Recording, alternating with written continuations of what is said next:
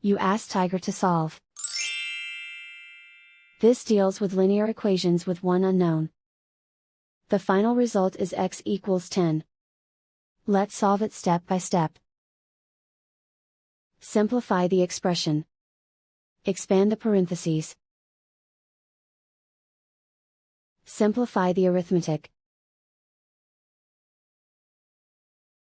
Group all constants on the right side of the equation.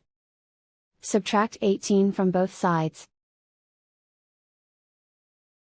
Simplify the arithmetic.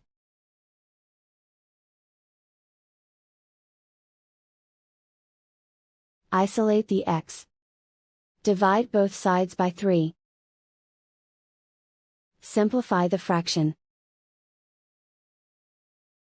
Find the greatest common factor of the numerator and denominator.